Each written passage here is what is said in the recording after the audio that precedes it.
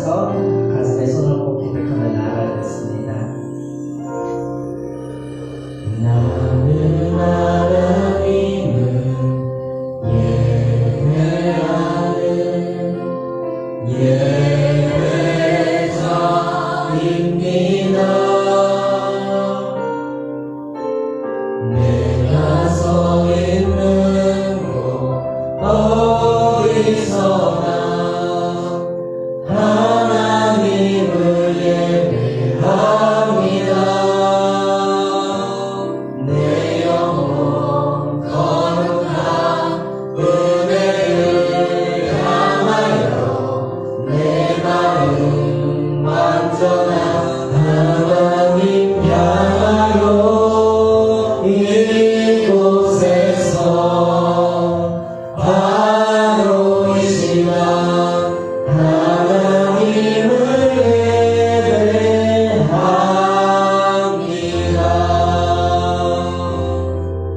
다시 한번 고백합시다. 나는 하나님을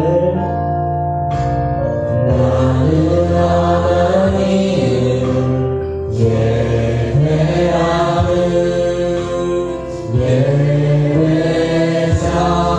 예배자입니다. 내가 서 있는 곳 어디서나 하나님을 예배합니다. 내 영혼 거룩한 은혜를 향하여 내 마음 완전한 하나님 향하여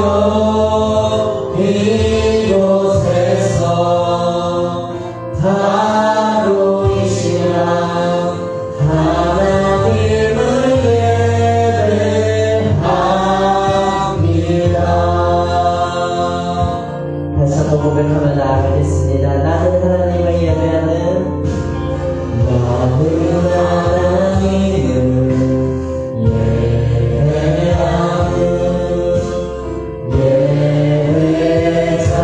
예배자입니다.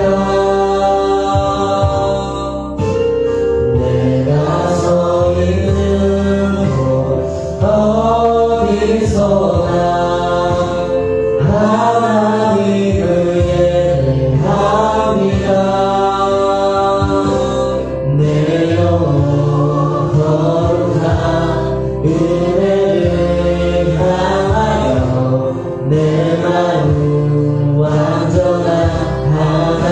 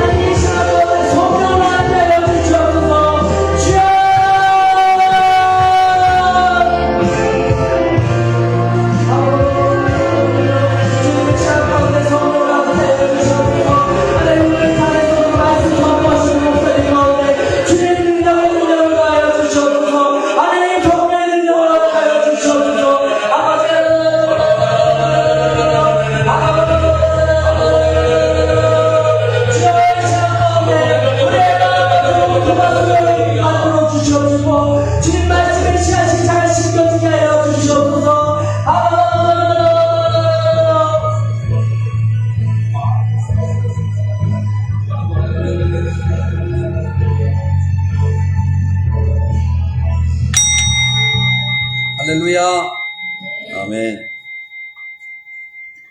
하나님 말씀 봅니다. 오늘 하나님의 말씀은 갈라디아서 4장 1절로 7절 말씀입니다. 제가 읽어드리겠습니다. 갈라디아서 4장 1절로 7절. 내가 또 말하노니 유업을 이을 자가 모든 것의 주인이나 어렸을 동안에는 종과 다름이 없어서 그 아버지의 정한 때까지 부견인과 청지기 아래에 있나니 이와 같이 우리도 어렸을 때에 이 세상 초등학문 안에 있어서 종노릇 하였더니 때가 참에 하나님이 그 아들을 보내사 여자에게서 나게 하시고 율법 아래 나게 하신 것은 율법 아래 있는 자들을 속량하시고 우리로 아들의 명분을 얻게 하려 하심이라. 너희가 아들인 고로 하나님이 그 아들의 영을 우리 마음 가운데 보내사 아바 아버지라 부르게 하셨느니라. 그러므로 내가 이후로는 종이 아니요 아들이니 아들이면 하나님으로 말미암아 유업을 이을 자니라. 아멘. 할렐루야. 아멘. 오늘 저는 본문 말씀에 의지해서 유업을 이을 아들의 자격, 그런 제목으로 은혜를 나누도록 하겠습니다.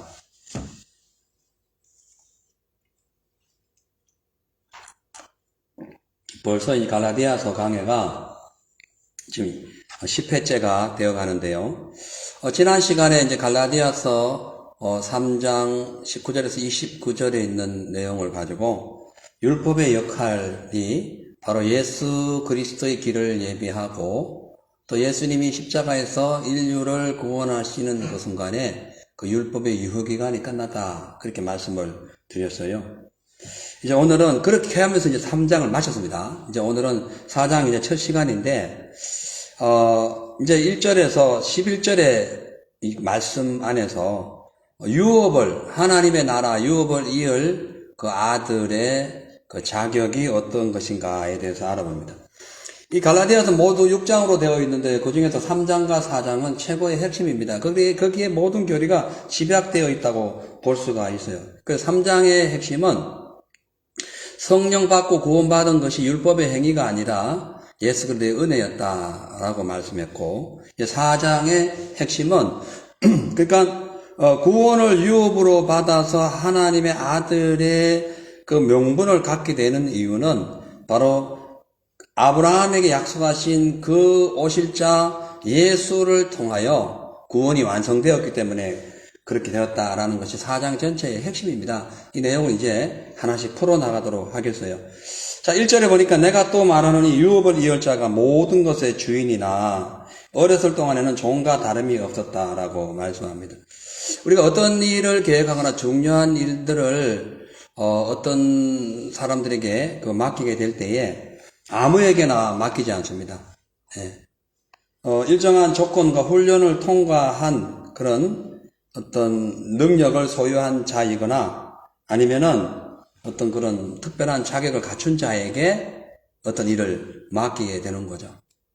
마찬가지로 오늘 1절에 보니까 유업을 이을 자가, 이 유업을 이을 자에 대해서 설명하면서 이 유업을 이을 자는 아무에게나 하는 것이 아니라 유업을 잇게 하기 위해서 특별히 조직된, 선택된 존재가 있는데 그 유업을 이을 자가 바로, 잇게 할 그 존재가 율법이었다는 거예요. 그러니까 율법을 피할 수 없다는 것이 그 말씀에 나오는 거예요.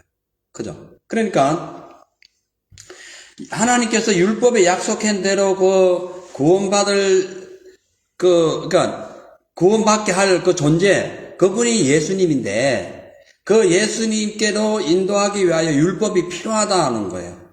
그래서 오늘 그 1절 말씀이 이을 동안에 주인이나 어렸을 동안에 종과 다름이 없었다라고 얘기하는 거예요. 그러니까 율법의 본질이 뭐죠? 우리가 죄인이라는 것을 깨닫게 되는 거죠. 우리는 우리 힘으로 우리의 그 구원을 이룰 수 없다는 것을 철저하게 인간의 그 연약성을 깨닫게 하는 겁니다. 그러니까 동시에 율법은 하나님께서 약속하신 메시아가 올 길을 예배하고 있는 게 율법이라는 거예요. 예. 율법으로는 우리가 구원받을 수 없지만 율법의 조명을 통해서 찾아가면은 거기가 바로 율법에서 약속하신 그 오실 자, 그분 예수 이렇게 표명하고 있는 거죠. 그러니까 율법의 행위로는 하나님 앞에 어렵다 인정받을 자가 한 사람도 없지만 그 하나님께서 율법에서 약속하신 그 아브라함의 후손으로 오실 자, 그 예수님이 오시면 예수 안에 들어가면 예수 안에 포함되면 자연적으로 율법을 완성한 결과로서의 구원을 받게 될 것이다. 그렇게 말씀하고 있는 거예요. 자, 그렇기 때문에 우리가 십자가에서 율법의 저주를, 율법의 그 본질적인 그 율법의 그 어떤, 이룰 수 없는 그 연약함, 거기에 갇힌 우리라 할지라도 그 예수를, 그러니까 율법에서 말씀하고 있는 약속된 그 예수님을 믿는 순간에 모든 율법의 속박에서 해방됨과 동시에 그 율법의 위협과 공포로부터 벗어나서 진정한 자유를 누릴 수 있다. 이거예요. 그러니까 그분이 예수님이라는 거죠. 자, 그래서 2절, 3절을 연이어서 보면, 어떤 내용이 있냐면, 이제 아들이 할지라도 어렸을 때는 종처럼 될 수밖에 없어서 후견인과 그 몽학 선생 아래서 자랄 수밖에 없다라는 것을 설명하고 있어요. 그래서 2절, 3절 보니까 그 아버지의 정한 때까지 후견인과 청지기 아래 있나니 이와 같이 우리도 어렸을 때에 이 세상 초등학문 아래 있어서 종노릇 하더니 이렇게 말씀합니다. 그러니까 그 당시에 로마의 귀족들의 그 생활 형태를 보면은 귀족들이니까 재산이 많잖아요. 이 재산을 이제 유업으로 나눠줄 자, 그 중에 아들이 많잖아요. 그 중에서 뭐 장자가 되어도 원래 장자가 맞는데 또 장자가 좀 어눌하면은 차자에게 주는 거죠. 그래서 그 유업을 얻을 수 있는 그 사람을 딱 그 아들을 선택하면은 그 아들이 이제 부모 밑에서 자라다가 14살이 딱 되는 순간부터 이제 후견인과 청지기에게 맡깁니다. 그러니까 그 집안에 있는 종 중에서 최고의 학식자, 철학자, 종들이 많으니까 그 중에서 똑똑한 사람, 뭔가를 배웠던 이런 사람에게 이 아들을 맡겨요. 몇 살까지? 25세 때까지. 근데 그때 맡기면서 그냥 맡기는 게 아니라 모든 전권을 그 후견인에게 다 줍니다. 때려도 되고 죽이지는 말아라. 그러나 모든 네가 이 아들이 25세가 되어서 내 재산을, 내 유산을 받을 수 있는 능력을 갖추도록 해라. 이거예요. 예. 그러니까 14살 딱 되면은 분명히 아버지의 아들임에도 불구하고 후견인 밑에 들어가가지고 그때부터 훈련을 받는 거예요. 그걸 설명하는 거예요. 그러니까 하나님께서 아브라함의 후손 이스라엘 백성을 선택했지만 예수님이 오시기까지 완전한 하나님의 나라 유업을 얻을 때까지는 그 후견인이 누구예요? 율법이 율법. 그 율법에 소속시켜서 가르친다는 거예요. 그것을 지금 설명하고 있는 거죠. 자, 그래서 4절을 보면은 그 율법 후견이죠. 그 청직입니다. 그 선생이 몽학 선생이요. 이 선생이 언제까지 가르치냐면은 때가 찰 때까지라고 나와 있어요. 4절 보니까 때가 참에 하나님이 그 아들을 보내사 여자에게서 나게 하시고 율법 아래 나게 하신 것은 이렇게 말씀해요. 여기서 이제 때가 찼다는 것은 하나님께서 창세기 3장에는 아담에게 혹은 또 창세기 12장에 있는 아브라함에게 약속한 그 구원의 역사, 그 때를 얘기하는 거예요. 예. 여러분, 이 때에 대해서 우리가 설명하자면은 시간에 대해서 알아야 되는데, 그 당시 헬라 문화 때는 시간이 두 종류의 시간이 있었습니다. 하나는 크로노스. 하나는 카이로스. 크로노스와 카이로스가 있어요. 이 크로노스는 일반적인 우리 모든 시간, 물리적인 모든 시간, 한 시간, 뭐, 하루, 이틀, 뭐, 일주일, 한 달, 1년, 뭐 100년 등 이렇게 변할 수 없는 물리적인 시간을 크로노스 타임이라고 해요. 크로노스. 기억하셔야 돼요. 지금도 그런 시간이 있잖아요, 우리에게. 또 하나는 카이로스라는 시간인데 이 시간은 사람에 따라, 관점에 따라, 상황에 따라 이 시간의 흐름이 각자 느낌이 달라요. 감정에 따라 달라지는 거예요. 예를 드는 거요.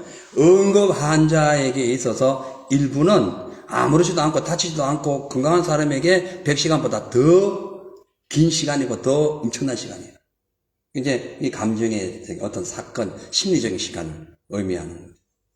돈이 막 없어가지고 어떻게 집을 샀는데 그 론을 갚는 게 너무너무 힘들어요. 그래서 매달 이제 딱 말일에 론을 갚아야 되는데 돈이 없어요. 벌은 돈도 없고 또 론은 갚아야 돼요. 그럴 경우에 이제 내일이면 론을 갚을 날이면 오늘 그 사람, 론을 갚을 사람의 그 한 시간은 론이 없는 사람이나 혹은 또 론이 있어도 별 큰 짐이 없는 사람의 10시간, 이틀, 3일보다 더 엄청난 시간이라는 거예요. 이것이 카이로스라는 타임이에요.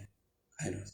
제가 왜 얘기하냐면은 하나님의 때가 되었다는 것은 하나님 보실 때의 물리적인 시간, 크로노스뿐만 아니라 하나님이 반드시 그때, 그 시간에, 그 장소에, 그때에 나타나야 될 수밖에 없는 시간, 이 시간을 얘기하는 거예요. 그때가 언제냐면은 로마 시대라는 거예요.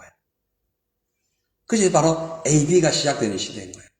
그때가 바로 예수님 시대인 거예요. 왜냐하면은 로마 시대가 되었을 때에 비로소 전 세계, 아직 그 당시에 전 세계나 할 수는 없지만 아무튼 유럽과 아시아 전역에 뭐가 깔렸냐면은 도로 통신망, 도로망이 아주 그냥 활발했죠. 또 그 시대에 언어가 통일됐어요. 헬라어로.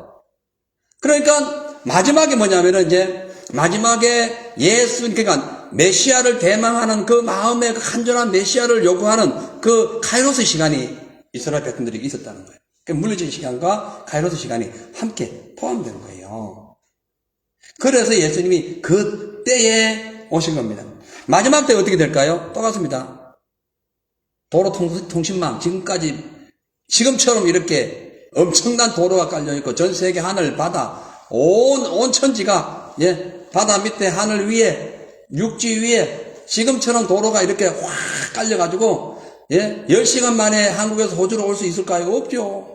옛날 같으면은 1년이 와 1년 배 타고 오다가도 풍랑 만나면 못 오는 거죠. 지금처럼 이렇게 발달될 수가 없어요. 언어, 영어로 거의 다 통일되고 있잖아요. 예수님이 오실 때가 됐다는 거예요. 그걸 아셔야 돼요. 그래서 카이로스, 크로노스 이 시간을 항상 기억해야 돼요. 지금 이 시간은 2022년 이거는 카이로스 시간이에요. 크로노스 시간이에요. 그러나 주님이 오실 때가 됐다. 이 시간은 카이로스예요. 그걸 아셔야 됩니다. 만약 예수님이 오셨을 때에 도로도 제대로 개발이 안 되어 있고 언어도 막 온통 수천 개의 언어가 그대로 있었다면은 예수 그리스도의 복음, 아람어로 된 이 복음, 이것이 이제 헬라어로 어떻게 바뀌었을 것이고, 이 헬라어로 된 이 복음을 어떻게 전 세계에 전할 수 있었을까? 안 되는 거죠. 그래서 그때에 태어났다는 거예요, 예수님께서. 그래서 여기 보면은, 뭐라 그럽니까? 때가 참에 하나님이 그 아들을 보내사, 어디에서 나요? 여자에게서 나게 하시고, 여자. 이 여자라는 표현은, 천주교에서 얘기하는 마리아라고 국한시켜서는 안 되는 거예요. 이 여자라는 표현은 창세기 3장 15절에 나와 있는 성령으로 잉태되는 자녀, 이걸 얘기합니다. 성령으로 잉태되는 분. 그냥 남녀 결혼이 아닌 하나님의 특별한 관계 속에서 하나님 안에서 성령으로 잉태되는 그 사건. 그렇기 때문에 지금 마리아가 인류 구원자의 정보자고 무슨 찬양하고 오히려 그 앞에 묵지화를 돌리면서 기도하는 거 보면 진짜 안타까워요. 그러면서도 참 어떻게 설명이 아무튼 워낙 말을 너무 많은 내용 했기 때문에 넘어가고요. 그 다음 보니까 율법 아래 나게 하신 것, 있죠. 율법 아래 나게 하신 것. 이 율법 아래 나게 하셨다는 것은 율법의 원칙대로, 율법의 약속대로, 율법이 정하는 그대로 예수님이 태어났다. 이것을 설명하는 거예요. 그 요한복음 1장 14절 보면은 율법이 육신이 되어, 이 말씀이 율법. 말씀, 율법이 육신이 되어 우리 가운데 계시니 우리가 그 영광을 보니 아버지의 독생자의 영광이 은혜와 진리가 충만하다. 율법이 육신이 되어, 말씀이 육신이 되어 이렇게 표현하는 거예요. 율법이 말씀인 이유는 말씀 속에 율법이 있기 때문에 그런 거예요. 그렇죠? 자, 그래서 그 당시에 이스라엘 백성들은 태어나는 순간부터 어떻게 했어요? 율법 아래 태어납니다. 그래서 태어나면 8일 만에 뭐예요? 아브라함에게 주신 율법. 8일 만에 뭐 하죠? 할례 행합니다. 그리고 쭉 살아가면서 온갖 필요한 그 제사법을 다 지키게 되는 거죠. 마찬가지로 예수님, 메시아 대신 예수님께서 이 땅에 오셨을 때도 율법 아래 말씀대로 오셔서 예수님도 8일 만에 뭐 받았어요? 할례 받으셨어요. 그리고 예수님께서 율법을 그대로 행하시다가 때가 되어서 세례 받으시고 어린 양의 율법의 역할을 유월절에 율법을 다 행하시고 돌아가셨다가 부활하심으로써 그 율법대로 오신 그 예수님께서 율법을 완성하게 된 거예요. 이거를 그 당시에 모르고 그 갈라디아 교인들은 그 이단이 침투해가지고 그건 필요 없고 예수 믿어 다 소용없고 그냥 율법 지켜야 돼. 열심히 율법 지켜야 돼. 그럼 구원받아. 이렇게 주장을 했기 때문에 그것을 지금 아주 논리적으로 성경에 입각해서 지금 반박하면서 예수 그리스도의 구원의 당위성을 정확하게 지금 설명하고 있는 거예요. 자, 그래서 이제 5절에 보면은 율법 아래에 있는 자들을 속량하시고 우리로 아들의 명분을 얻게 하려 하심이라.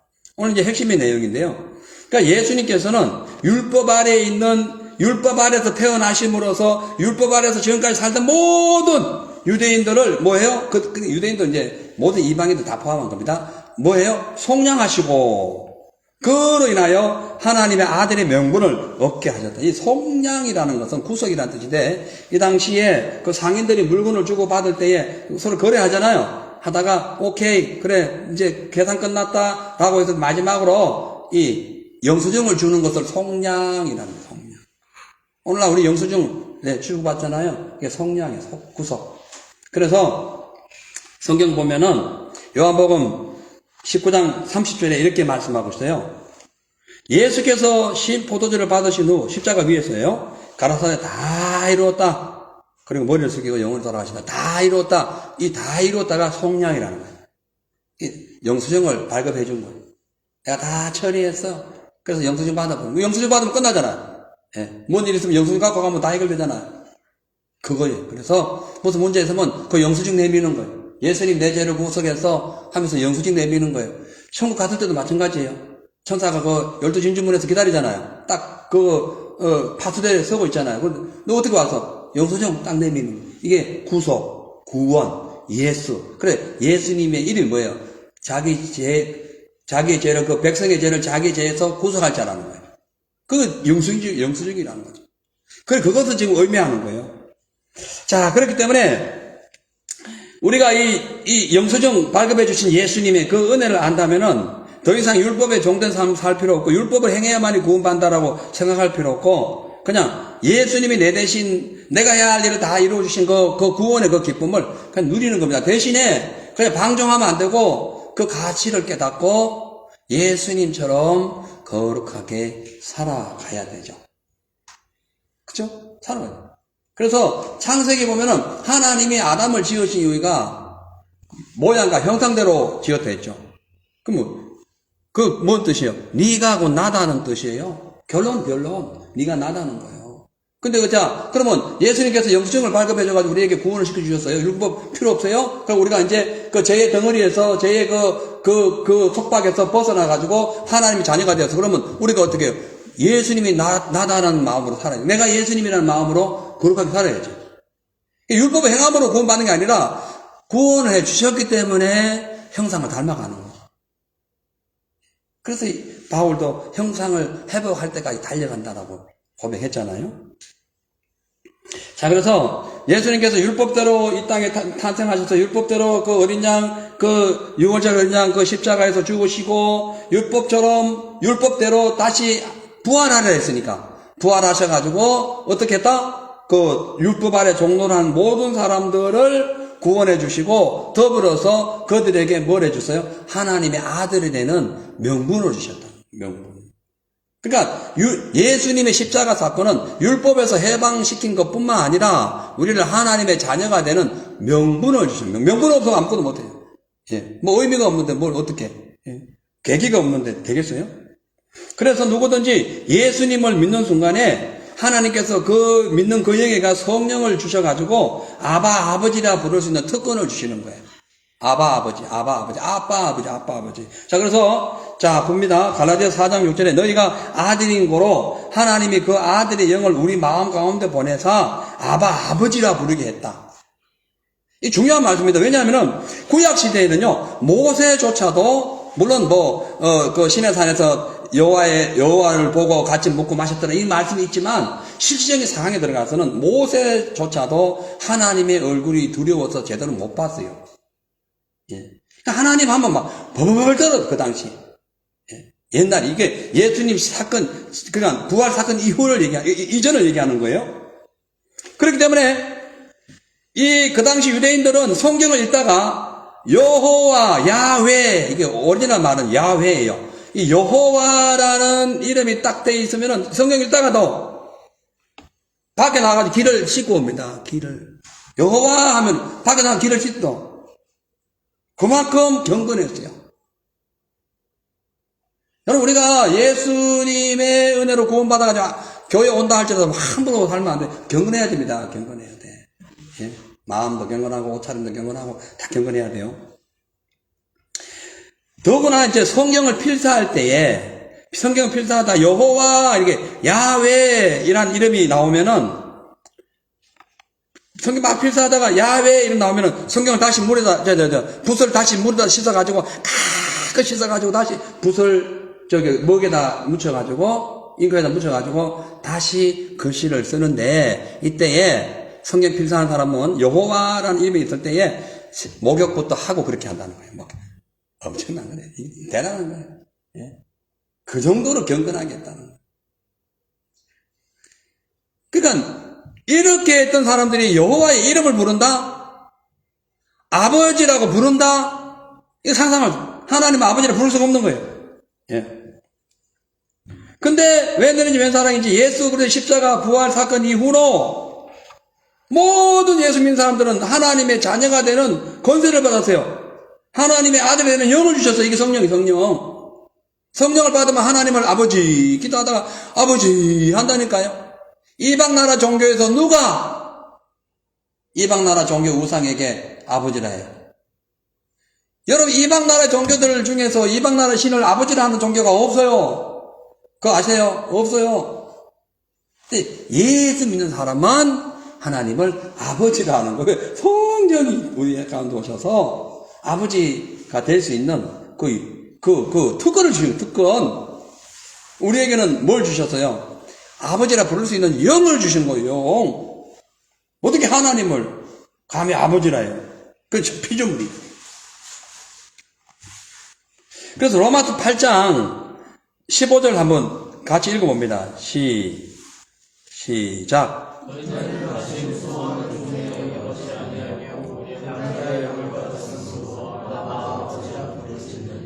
아멘. 여기서 무성하는 종의 영은 뭐냐 하면은 율법에 갇혀있는 종의 상태를 얘기하는 거예요. 근데 그렇지 않다. 지금은 양자의 영을 받았기 때문에 종의 영이 아니라 양자 아들이 되는 영, 아들이 되는 영을 받았기 때문에 하나님을 아빠, 아버지나, 여기는 아빠를 아빠이라고 해야 돼요. 예. 이 아빠라 말은 거의 세계 공통어입니다. 아빠, 파파, 빠빠. 중국말은 빠빠죠, 빠빠. 중국말이 빠빠 거예요. 예, 빠빠. 중국말의 할머니는 뭘까요? 나이. 할아버지, 예예. 예. 지금 언어 교육하는 게 아니고, 아무튼, 여러분, 빠빠라는 말, 파파라는 말, 파더, 이런 말은 거의 세계 공통어입니다. 한국에도 아버지잖아. 아버지, 아빠. 예. 요새는요, 30, 40, 30 넘고 40 넘어도, 아버지, 아빠라게, 아빠. 아니, 결혼해도 아빠라 하더만. 예, 아무튼, 시대가 그랬어요. 예. 아무튼, 이 아빠라는 이 표현 있잖아요. 이것은 그냥 아버지의 이름이라는 의미를 초과합니다. 뭐냐 하면은, 아버지와의 관계를 특별히 설정할 때 부르는 이름을 아빠라 하는 거예요. 그냥 아버지가 아니라, 특별히 아버지는 내 아버지야라고 확인할 때에, 확정할 때, 아빠라는 표현을 쓴다는 거예요. 여기서 아버지라고 부르짖게 됐다는 것은, 하나님께서 예수 그리스도를 믿는 사람은 하나님께 그냥 합법적으로, 당신 내 아버지가 맞아요! 라고 확인하는 말이에요. 이 아빠라는 게. 그냥 아무나 할 수 없고, 그래서 아까도 얘기했습니다만은 이방 종교는 자기들이 신을 아빠라고 할 수 없다니까. 너무너무 무섭고 두려워가지고. 근데 예수님이 이해를 다 하셔가지고 우리가 아빠라는 거예요. 아빠. 예준이는 아버지한테 뭐라 해요? 그거 확인하는 거예요. 그거 확증하는 거예요. 법적인 용어예요. 확인하는 거예요. 예. 아무튼 그렇다는 거죠. 그래서 기독교의 특성은 뭐냐면은 하나님 아버지라는 거예요. 야, 이렇게 친근한 것이 어디 있습니까? 지금 살아 계신죠? 우리 건사님, 한국에 계신 건사님 계셔요. 한 80, 90 되신 것 같은데. 예. 10년 전 가까이 전에 갔을 때는 운전도 하셨어요? 지금 모르겠습니다. 근데 이분이 그냥 기도할 때 되면은 막 폼물에 앉아가지고 남편분이 이제 교당 선생님이었고 뭐 전부 교육자 집안인데 그냥 폼물에 앉아가지고 다리 펴고는 아파. 그 당시에 50, 60 되신 분인데, 예? 와, 어떻게 저런 기도를 할까? 그 옆에 우리는 막 무릎 꿇고 줘요. 저희는 이제, 아파. 지금 살아 계세요. 예. 살아 계세요. 한국 오면 무조건 그 아파트가 있는데, 그거 무조건 오라고 그러시는 분 계세요. 제가 어머니처럼 생각해요. 그 아드님도 지금 목사님 되죠. 그런데 아무튼, 그렇게 와, 핍박 많이 받을 때거든요. 예. 남편분이 예수 안 믿어가지고 되게 핍박받을 때인데, 아빠, 이거 어떻게 하면 되냐고 아파 하는데, 아니, 저거 노인네 어떻게 아빠라 할까? 근데 그분의 그 기도가 진솔한 거예요.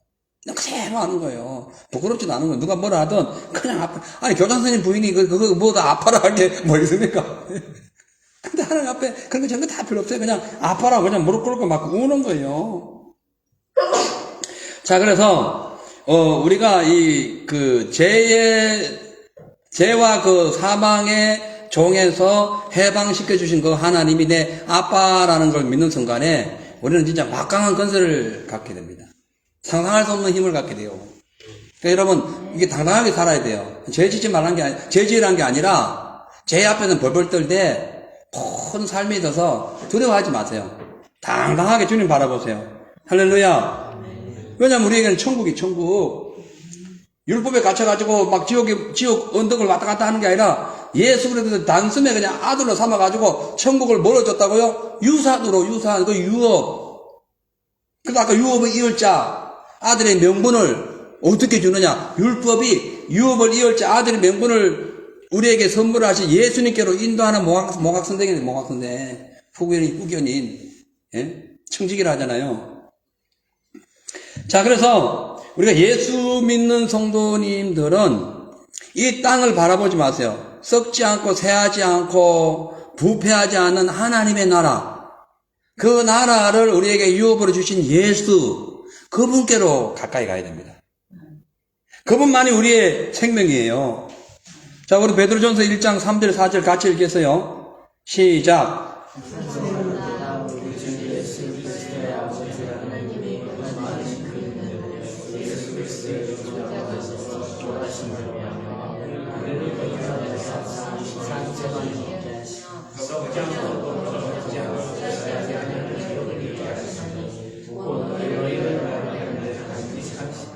아멘. 그러니까 우리가 하나님을 찬양하는 이유는 예수님께서 어마어마한 국률대로 이 국률을 자비라고도 표현해요. 자비. 예. 이 라훔이라는 건데 이 라훔이 뭐라고 어저께 말씀드렸어요. 기억나세요? 예? 잉태하다. 잉태. 하나님 우리를 국률이 여기시는 것은 하나님 나를 잉태했다는 표현이랍니다. 그만큼 예수님 십자가에서 우리를 잉태했잖아요. 우리를 낳았다 했잖아요. 바울도 복음으로도 우리를 낳았다 했고, 예? 낳은 거예요. 그러니까 내 자식을, 내가 내 자식 낳았으니 이게 얼마나 긍휼스럽냐, 얼마나 자비롭냐, 그렇게 될 수 있냐는 거죠. 그 예수님 십자가에서 그렇게 하셨다는 거예요. 그래서 뭘 주셨냐면은 썩지 않고 더럽지 않고 새하지 않는 영원한 기업, 천국을 우리에게 주신 거예요. 그러니까 더 이상 너희가 그 율법주의에 빠져가지고 막 예수님 하고 믿어서 되는 게 아니야. 그거 믿는다고 표시도 안 나고 믿는다고 뭐 되겠어. 다시 율법 지켜야 돼. 그렇게 이단에 빠져가지고 그런 생활을 하지 마라. 왜냐하면은 너희가 그렇게 되면은 너희를 위하여 국률한 마음으로 십자가에서 못 박혀 죽으신 그 예수님의 그 사랑과 그 은혜의 가치가 훼손된다. 훼손돼. 너희 아버지 이름이 훼손된다. 이 뜻인 거예요. 그렇게 하지 말라는 거예요. 예?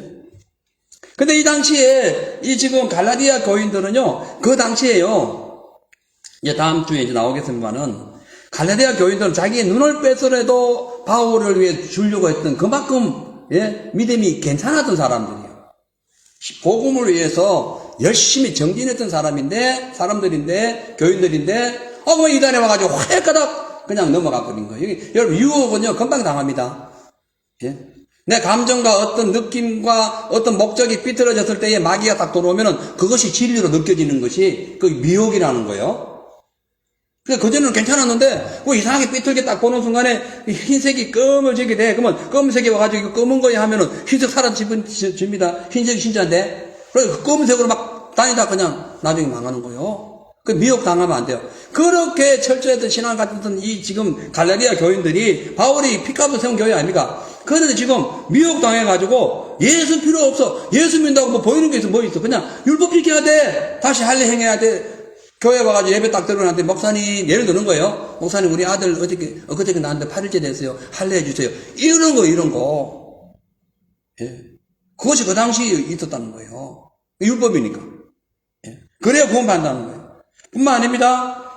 4장 8절에서 11절에 보면은, 그러나 너희가 그때는 하나님을 알지 못하여 본질상 하나님이 아닌 자들에게 종노릇 하였더니, 그때, 율법이 있을 때는 그렇게 했다는 거예요. 이제는 너희가 하나님을 알 뿐더러 하나님의 아신 바하니, 너희가 하나님을 알고 하나님도 너희를 알게 됐어. 이 뜻이에요. 어찌하여 다시 약하고 천한 초등학문으로 돌아가서 다시 저희에게 종노릇 하려 하느냐. 왜 지금 다시 율법으로 돌아가느냐. 그러면서 10절 11절에 너희가 날과 달과 절기와 해를 지키고 있으니 내가 너희를 위하여 수고한 것이 헛될까 참 두렵다 얘기해요. 그러니까 이스라엘 그 당시에 유대인 기독교인들이 이렇게 했다는 거예요. 예? 그 율법을 막 다 지킬 뿐만 아니라 율법에 있는 달, 날, 절기 이걸 다 지켰다는, 그래야 구원받는 걸로 하고 철저히 지켰다는 거예요. 본질상, 그러니까 진노의 자녀, 이게 율법의 밑에 있었던 사람들을 얘기하는 겁니다. 그러니까 하나님과 원수된 자들, 이걸 의미하는 거예요. 그러니까 본질상 하나님의 원수가 되고 율법의 종이 된 사람들은 그 당시에 613개의 율법, 민법, 상법, 형법, 종교법, 군사법 있잖아요. 민수기가 뭐 하는 거예요? 인구조사 아닙니다. 민수기 인구조사가 맞는데 군인 조사하는 거예요. 군인 조사. 싸우러 나갈 군인들 조사하는 거예요. 그 조사가 아니라 숫자 세는 거지. 기억하세요. 민수기 인구조사는 군인 조사하는 거예요. 군인 조사. 그래서 싸우러 나갈 군인들 쫙 나열한다니까요. 그래서 여호수아서에 가가지고 아브라함에게 약속했으니 그 땅을 다 차지하는 거예요. 그래서 끝나버려요. 그래서 그 후로 이제 그들이 또 삶이 타락하지만 하나님 약속하신 모든 아브라함의 약속은 그때 끝나버린 거예요.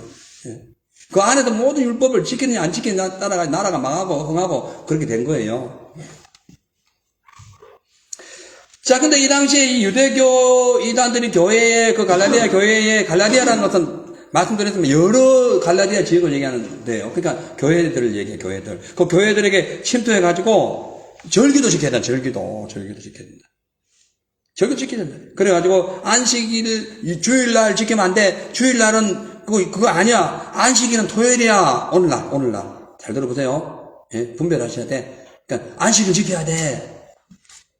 7년째 되는 날 안식일 지켜야 된다. 교회에서 얘기하는 거예요. 교회에서. 그 절기 지켜야 돼. 그거 안 지키면은 예수 아무리 믿어도 구원 못 받아.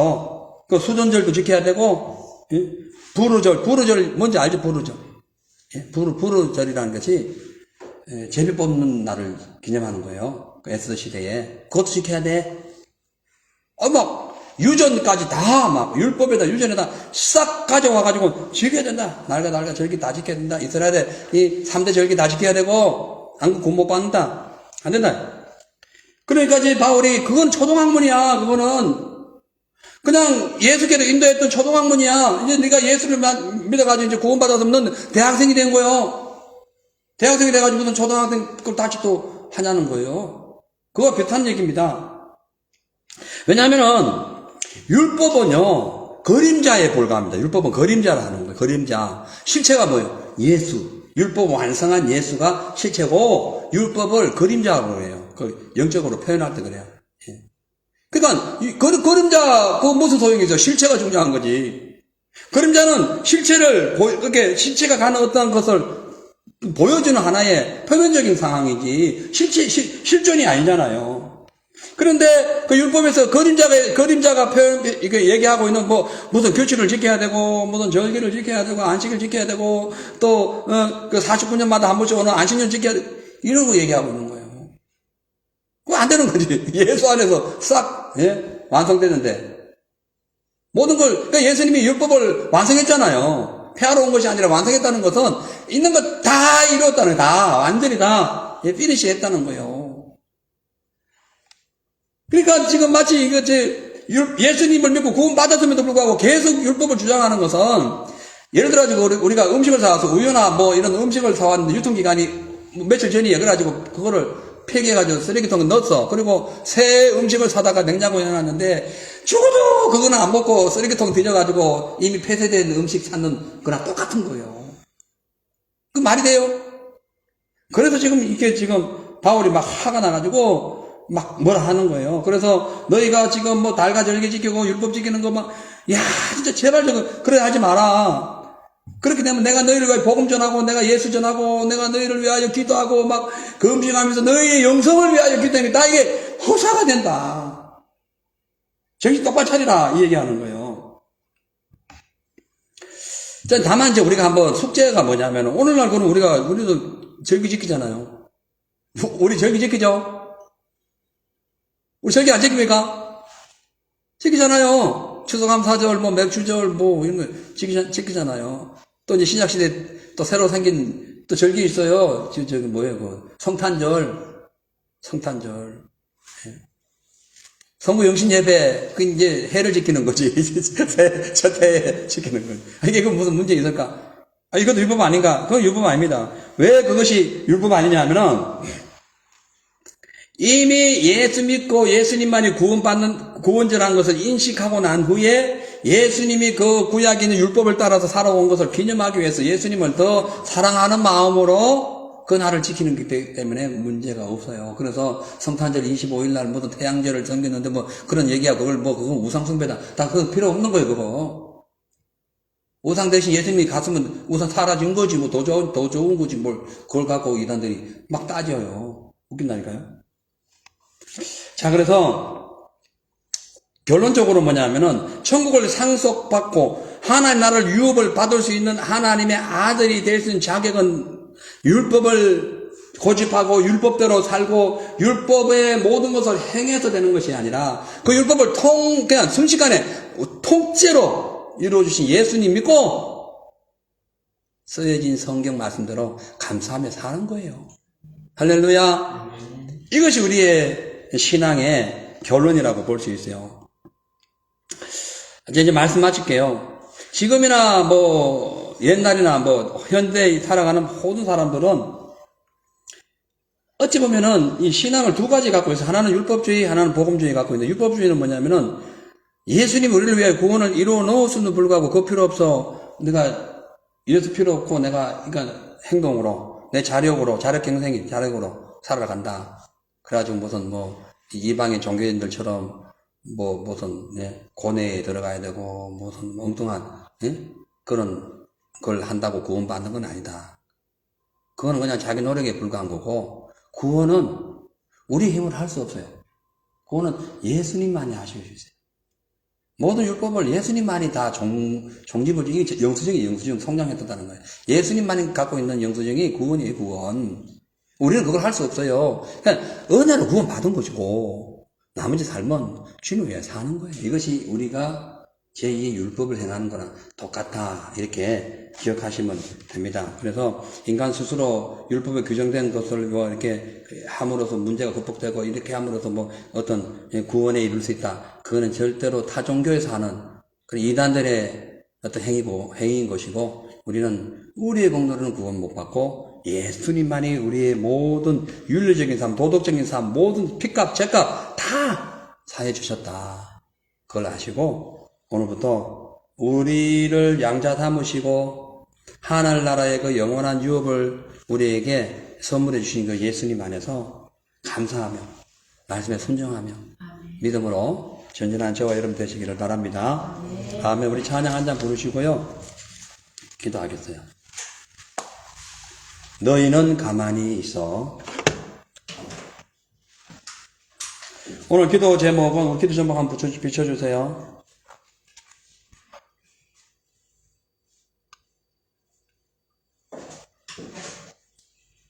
예.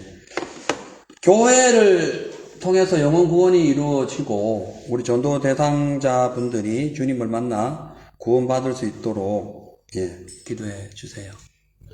그리고 이 땅에 음란과 부정과 부패가 떠나가고 하나님의 나라와 의가 우리 가운데, 우리 교회, 우리 가정에, 우리 삶에 세워질 수 있도록 기도해 주시고요.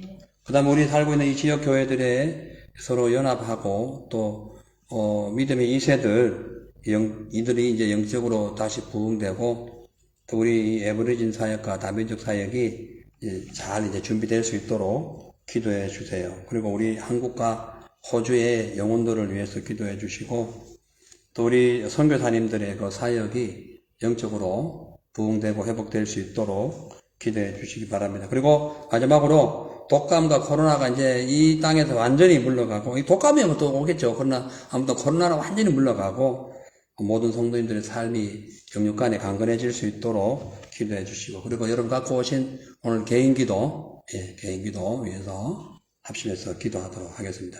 너희는 가만히 있어. 우리 합심해서 찬양합니다.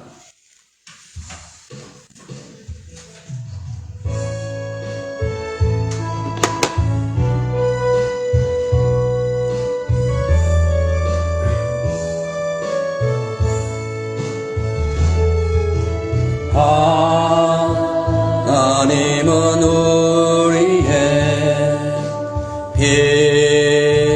피난처가 되시고 환난 중에 우리의 힘과 도움이시라. 아멘. 너희는 가만히 있어.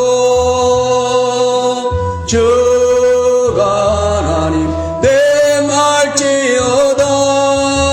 열방과 세계가 온대 주가 높임을 받으리라. 사랑합니다 내 아버지. 찬양합니다 내 온 맘 다하여. 선포합니다 예수 그리스도. 주님 오시길 기다리며. 우리 한 번 더. 하나님은 우리의 이거 완전히 좋은 일이 있으리라는가 봐요. 좋은 일이 있으리라. 할렐루야. 자, 우리 한 번 더 하나님은 우리의 피난처 되시고 부르시고 하시면서 기도하겠습니다. 제가 여기에 이 연속 연주를 안 누르고 그냥 눌러서 연속 연주를 누른 줄 알았어요.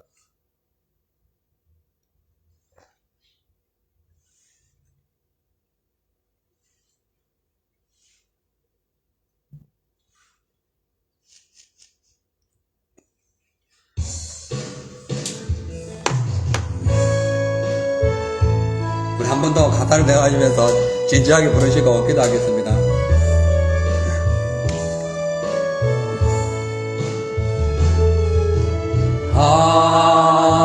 하나님은 우리의 피난처가 되시고 환난 중에 우리의 힘과 도움이시라. 아멘. 너희는 가만히 있어.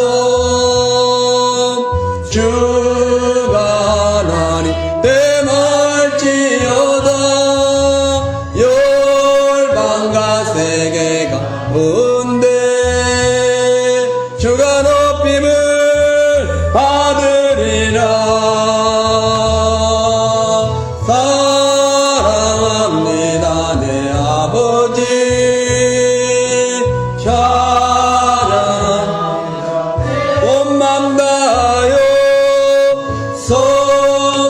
선포합니다. 예수 그리스도